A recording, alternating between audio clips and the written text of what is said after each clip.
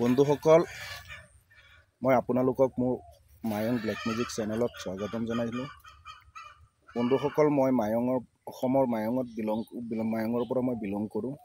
বন্ধুসকল, মই আজি এটা গছ লৈ আহিছোঁ, যোনটো গছ বিশেষকৈ ভাৰতবৰ্ষৰ ভিতৰত আমাৰ অসমতে বেছিকৈ পোৱা যায়। আৰু এই গছটোৰ কি উপকাৰিতা সেইটো মই আজি আপোনালোকক এই ভিডিঅ'টো দি আপোনালোকক জনাবলৈ আহিছোঁ। বন্ধুসকল, এই গছজোপা যে আছে, এইটো সৰু এটা গছ, শিয়ালমতি গছ বুলি কওঁ। এই গছটোৰ বহুত উপকাৰিতা আছে।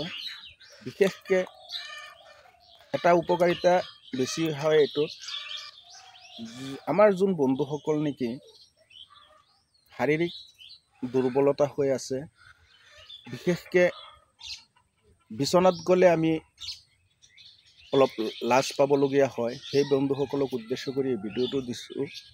বন্ধুসকল, এই গছডালক আপোনালোকে ইগনোৰ নকৰি এবাৰ ব্যৱহাৰ কৰি চাব পাৰে, যথেষ্ট উপকাৰ হ'ব। বহুত বন্ধু বান্ধৱসকল আছে এই বেমাৰটো লৈ ঘৰে ঘৰতে বহি থাকে, লাজত বন্ধু বান্ধৱসকলক কথাটো শ্বেয়াৰ কৰিব নোৱাৰে, ডক্তৰৰ ওচৰত যাবলৈ লাজ কৰে। আৰু মই যোনটো বস্তু দিছোঁ তাত আপোনালোকৰ বিশেষ খৰচ নহয়, অলপ খৰচতে যদি আপোনালোকে উপকাৰ পায়, এবাৰ ব্যৱহাৰ কৰি চাওক। বন্ধুসকল, আপোনালোকে এই বস্তুটোক ইগনোৰ নকৰি এবাৰ ব্যৱহাৰ কৰি চাওক, মাত্ৰ এসপ্তাহ। বন্ধুসকল, ব্যৱহাৰ কৰাটো সহজ নিয়ম।